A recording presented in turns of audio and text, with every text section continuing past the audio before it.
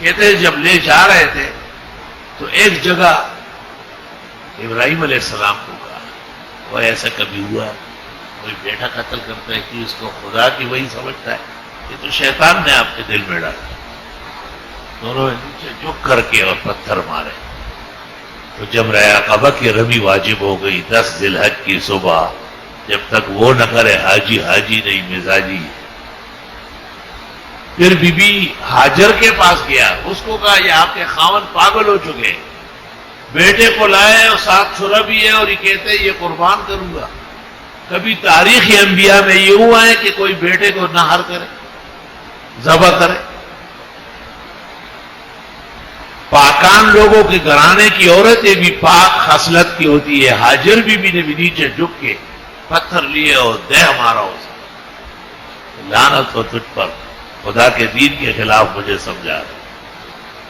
اور پھر حضرت اسماعیل کے پاس بھی آیا، حضرت صاحب نے بھی تو وہ تو ہونہار بروے کے چکنے چکنے پھات، کوئی نر وڑو کے پورڑنے کی معلومی، ہاں بالا سرش دے و شمندی او میتاف ستارہ بلندی۔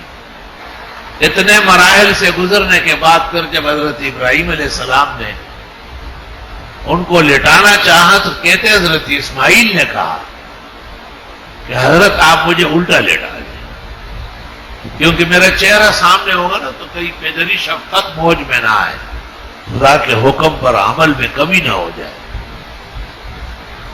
اور ابراہیم علیہ السلام نے بڑی تیاری کے ساتھ چھرے کو تیز کیے، باقاعدہ مرو کے معنی ہے چھرا تیز، مروا اس جگہ ہوا ہے۔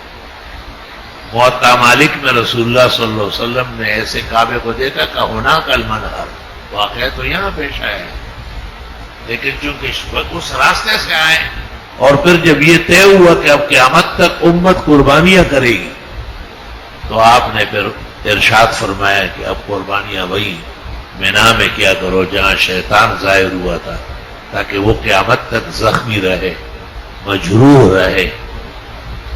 تو ابراہیم علیہ السلام جس زور سے چھرا پھیر رہے کہتے اتنا ہی چھرا کام چھوڑ چکا تھا۔ مفسرین کہتے ہیں پورے عالم میں کاٹنے والی چیزوں کو منع کیا گیا تھا کہ خبردار کہ آج آپ نے کوئی چیز کاٹی۔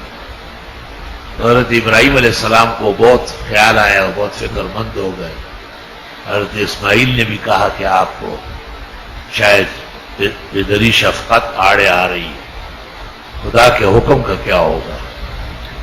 اور آپ نے زور سے بسم اللہ اللہ اکبر کہا اور پھر اللہ اکبر اللہ اکبر، تو دور سے جبریل نمودار ہوا کہتے ہیں، اور حضرت جبریل نے وہاں سے کہا اللہ اکبر اللہ اکبر، یہ اشارہ تھا کہ نہیں بس ختم کرو۔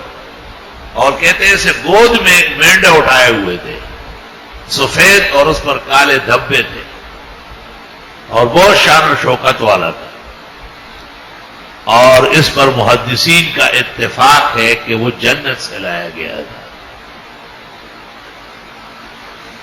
اور حضرت اسماعیل کو کہا گیا کہ آپ اٹھے، اور حضرت کو کہا گیا کہ اس پر چھرا پھیرے۔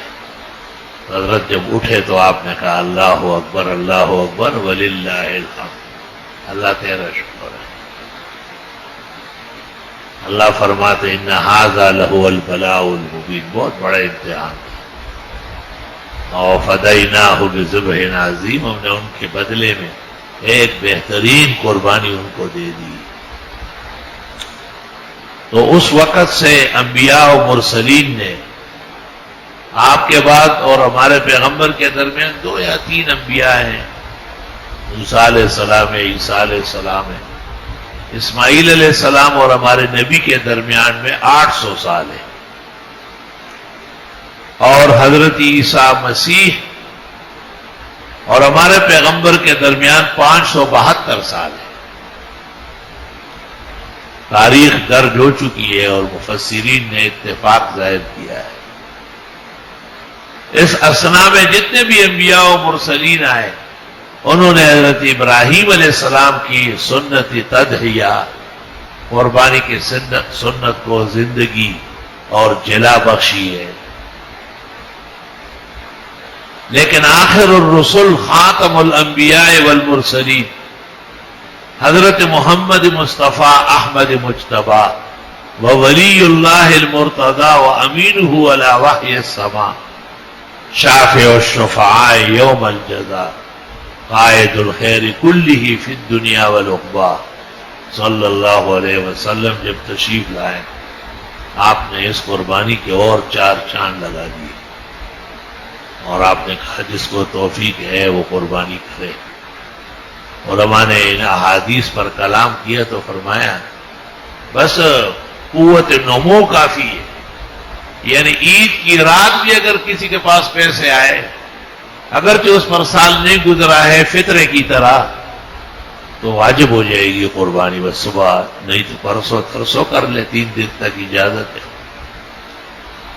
اور فتاوی شام میں لکھا ہے کہ اگر کسی کے پاس گھر ہے ضرورت سے زیادہ یا زمینیں ہیں فصلیں ہو رہی ہے تو ان پر زکوٰۃ تو اپنی فصل کے اعتبار سے عشر و نصف العشر ہے، لیکن قربانی کی طاقت اس میں مان لی گئی کہ یہ شخص قرض لے اور قربانی کر لے.